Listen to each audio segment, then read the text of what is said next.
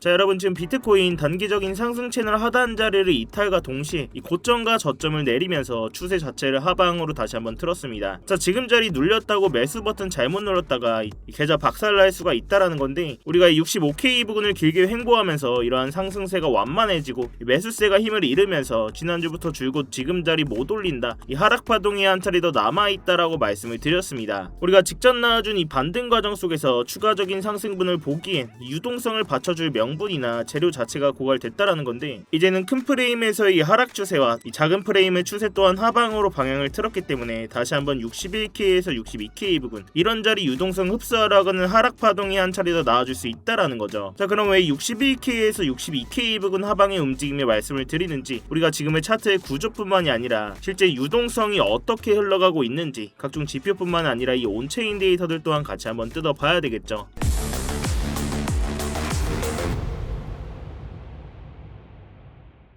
네, 안녕하세요 여러분, 태준입니다. 자, 여러분 영상 시작 전에 뭔가 잊으신 거 없으실까요? 네, 맞습니다. 지금 바로 이 좋아요 한 번씩만 부탁드리면서 이 좋아요 한 번이 제가 영상을 제작하고 채널을 성장시키는 데 큰 힘이 되고 있습니다. 영상 보시고 마음에 안 드시면 취소하셔도 되니까 아직 안 눌러주셨다면 이 좋아요 한 번씩만 부탁드리도록 할게요. 자, 지금의 차트를 한번 보겠습니다. 먼저 단기적인 1시간봉 프레임으로 보더라도 이렇게 의미있게 62K 부근 지지받고 이 반등 나오던 비트코인이 결국 이러한 65K 부근에서 강하게 못 올린다, 지속적으로 하락 파동 한 차례 남았다라고 강조를 드렸는데, 이 말씀드렸던 반응들이 나와주고 있습니다. 자, 결국 이 반등 후 횡보 자리에서도 유동성이 들어올 만한 명분이었던 이 클래리티 법안도 불발되고 미국과 이란의 협상도 흐지부지 되면서 유가 또한 상승이 나와주고, 매크로적으로 보나 온체인 데이터를 보나 이 추가적인 상승분을 볼 만한 재료나 명분 자체가 없어졌다라는 건데, 결국 제가 이런 자리에서 신규 숏포지션 관점 공유를 드릴 수 있었던 게 이 온체인 데이터상 스트래티지 연간 지갑에서 약 1000개가 넘는 비트코인이 외부 주소로 전송됐습니다.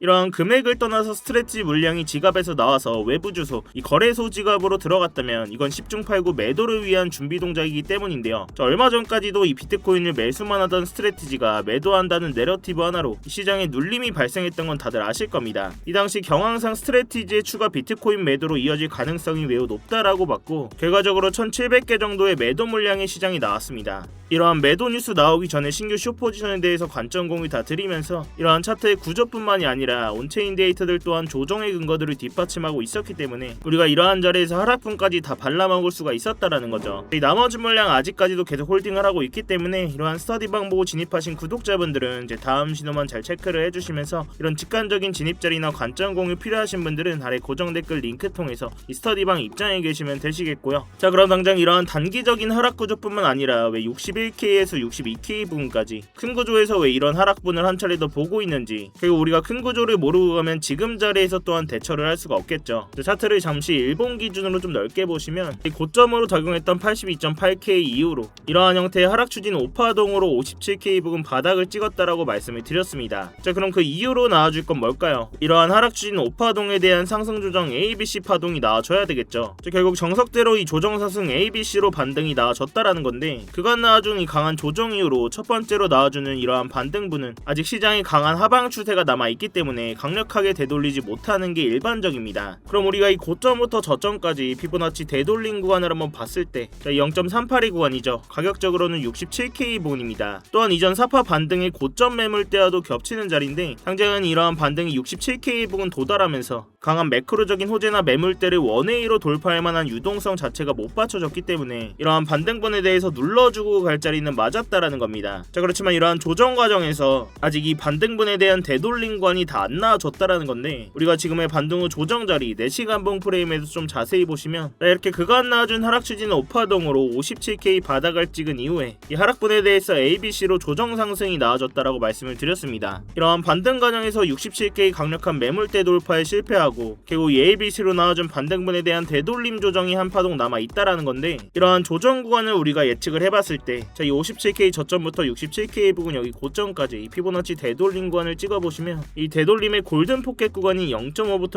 0.618 구간, 이 자리가 가격적으로는 61K에서 62K 본입니다. 자, 이 자리는 이전에도 이 비파에서 반등분이 나와줬던 매물대와도 겹치는 구간이죠. 결국 직전에 이런 반등 과정 속에서도 강한 유동성이나 호재거리가 들어오지 못하면서 이 단기적인 추세가 하방으로 꺾였고, 결국 이런 자리까지는 하방의 시나리오 열어두고 우리가 대응을 해야 된다라는 겁니다. 자, 또한 제가 이러한 반등 과정에서 우리가 이 추가적인 상승분을 보려면 65.7K 부근, 자, 이 자리를 강력하게 돌파하는 움직임 또한 나와줘야 된다고 말씀을 드렸어요. 자, 근데 결국 65K 횡보하면서도 이 자리 돌파해주지 못했죠. 자, 그럼 이 자리가 어떤 자리냐, 우리가 주봉 기준으로 차트를 굉장히 크게 한번 보겠습니다. 자, 이렇게 주봉 차트로 봤을 때, 자, 우리가 이번 반등에서 이 추가적인 상승분을 보려면 적어도 이 65.7K 위에서는 안착하는 움직임이 나와줬어야 된다고 말씀을 드렸어요. 이렇게 선으로 제가 표시를 해뒀는데, 이 자리를 뭐 시간봉 아래에서 위아래로 올라갔다 내려갔다 이런 건 관계가 없습니다. 그렇지만 주봉 마감이 65.7K 위에서 마감이 되어야지만 고점을 한 번 더 높일 수 있는 상승 구조를 볼 수 있을 것이다 말씀을 드린 건데요. 그도 그럴 것이 우리가 이전 장에서도 계속해서 이 65.7K 부근 무엇을 받았습니까? 여기서 계속 지지받고 올려주는 모습들이 나아졌고, 이 눌림이 발생을 하더라도 지지로 작용하면서 이 고점을 한 번 더 높이는 강한 지지의 작용을 했습니다. 그 이후에 이 지지를 이탈하고 57K까지 강한 하락이 나와준 이후로는 이 반등이 나오더라도 돌파해주지 못하면서 강한 저항으로 작용을 했었다라는 건데, 결국 이번 단기 반등에서도 이 주봉 마감을 65.7K 위에서 못 받아주면서 오히려 아래쪽에 61K에서 62K 부근, 이러한 유동성을 먹으러 가는 하방의 움직임이 훨씬 유력해진 상황이라는 거죠. 결국 이러한 자리 위로 주봉 안착해주지 못하면서 이 롱 포지션에 대한 물량들을 덜어내고 계속해서 이 숏 포지션에 대해서 트라이 해드리고 있는데요. 당장은 말씀드렸던 61K에서 62K 부근 전후로까지는 이 조정 시나리오 열어두면서 우리가 지지받고 상승분을 보더라도 결국 이 거래량과 매수세 확인해가면서 실시간으로 대응을 해야 된다라는 겁니다. 자, 다시 지금 자리 차트로 돌아와서, 자, 그렇지만 제 영상이 실시간 라이브 방송이 아니라 녹화해서 올라가는 영상이죠. 자, 영상에서 어느 정도 큰 방향성을 잡아드릴 수는 있겠지만 단기적으로 이 실시간으로 나오는 반응들에 대해서 다 대응을 해드리는 데는 한계가 있습니다. 그렇기 때문에 제가 이 스터디방에서는 실시간으로 브리핑 다 드리면서 이러한 진입 자리에서는 고래들의 실시간 온체인 데이터들까지 다 보면서 이 진입 구간들 싹 다 분할로 대응을 해드리고 있는 건데요. 근데 제가 이렇게 진입과 동시에 실시간 관점까지 공유를 해드려도 의심부터 하시는 분들도 분명 계십니다. 그럼 이런 관점이랑 온체인 데이터 왜 돈도 안 받고 스터디방에서 무료로 다 퍼주는 거냐, 나중에는 뭐 리딩방처럼 돈 받으려고 하는 거 아니냐. 자, 일단 돈 받을 생각은 전혀 없고요. 팩트로 말씀을 드리자면 저도 이 자선사업가는 아닙니다. 결국 저도 유튜브 채널 키우려고 이렇게 영상 찍고 스터디방까지 운영을 하는 거예요. 자, 그렇다면 유튜브 채널 가장 빨리 성장시키는 방법이 뭘까요? 이 다른 유튜버들처럼 차트에서 결과 가지고 했지 그랬지 해드리는 게 아니라 제가 직접 매매하면서 이렇게 스터디방에서 실시간으로 구독자님들 눈앞에서 다 인증하고 정확하게 진입과 동시에 포지션 공유드리면서 증명하는 게 가장 빠릅니다. 결국 여러분들이 뭐 두 눈으로 직접 보고 믿음이 가야 영상도 계속 보실 거고, 영상 반응이 좋아야 결국 알고리즘 타고 채널 클 수 있다라는 거죠. 그래서 이 진입과 동시에 실시간 관점 공유 다 드리면서 입장하실 때 뭐 10원 한 푼 안 내셔도 되고, 매매는 여러분들이 직접 하시는 거니까 뭐 이런 게 의심되면 그냥 들어오셔서 구경만 하고 계셔도 전혀 상관이 없습니다. 그렇지만 적어도 제가 이 스터디방에서 결과 가지고 이렇게 떠들어댄다? 이 방에 계신 구독자분들이 남아 계실 이유가 전혀 없겠죠. 대신 여러분들께서는 이러한 제 스터디방 입장하실 때 제 채널 구독 버튼을 꼭 한 번씩 눌러주셔야 됩니다. 또한 이 차트 관련된 질문이나 응원의 댓글까지 한 번씩 남겨주시면 제 채널이 성장하는데 정말 큰 도움이 되고 있으니까요. 당연히 제 돈도 걸려있지만 유튜브 채널도 키워야 됩니다, 여러분.